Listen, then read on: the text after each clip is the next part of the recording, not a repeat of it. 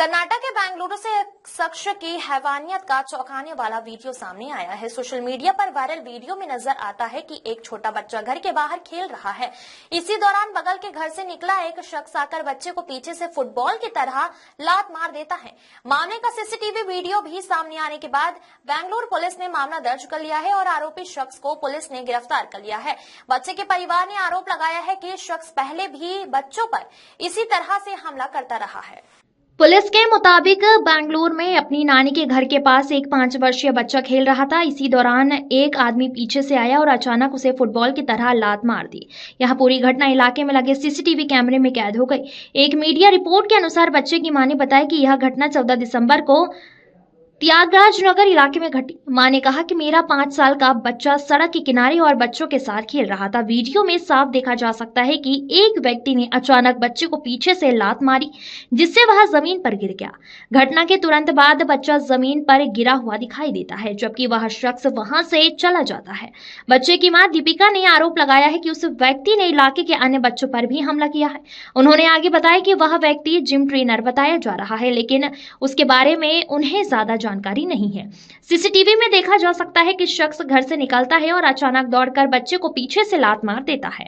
बच्चे की मां ने बताया कि हमने पुलिस को बुलाया और उन्होंने उसे गिरफ्तार कर लिया है। बाद में हमने सीसीटीवी फुटेज देखी। फुटेज देखने के बाद हमें पता चला कि उसने दूसरे बच्चे को भी मारा था। उन्होंने बताया कि उनके बेटे को हाथों और पैरों और भौं के पास चोटें आई हैं।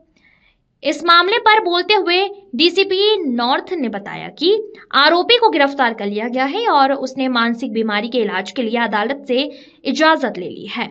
आरोपी के माता पिता ने दावा किया है कि हमला करने वाला शख्स मानसिक बीमारी से पीड़ित होने के चलते इलाज के लिए मदुरै में है।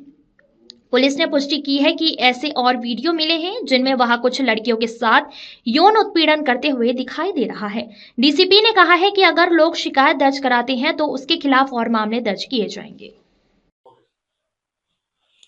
ದಿನಾಂಕ 14/12/2025 ರಂದು ದಕ್ಷಿಣ ವಿಭಾಗದ ಬನಶಂಕರಿ ಪೊಲೀಸ್ ಠಾಣೆಯಲ್ಲಿ ಒಂದು ಘಟನೆ ನಡೆದಿದೆ. ಈ ಘಟನೆಯ ಸಾರಾಂಶ ಏನಂತಂದ್ರೆ, ಶ್ರೀಮತಿ ದೀಪಿಕಾ ಜೈನ್ ಅನ್ನೋರು ಒಂದು ದೂರನ್ನು ನೀಡಿದ್ದಾರೆ. ಆ ದೂರಿನಲ್ಲಿ ತಮ್ಮ ಮಗ ಸುಮಾರು ಮಧ್ಯಾಹ್ನ 1 ಗಂಟೆ 10 ನಿಮಿಷ ಸಮಯದಲ್ಲಿ ತನ್ನ ಸ್ನೇಹಿತರೊಂದಿಗೆ ಆಟ ಆಡುವಾಗ ಆ ಪಕ್ಕದ ಮನೆಯ ರಂಜನ್ ಅನ್ನೋನು ಆ ವ್ಯಕ್ತಿ ಬಂದು ಜೋರಾಗಿ ಕಾಲಿನಿಂದ ಒದ್ದು ಗಾಯಪಡಿಸಿದ್ದಾನೆ ಅಂತ ಹೇಳಿ ದೂರನ್ನು ನೀಡಿದ್ದಾರೆ.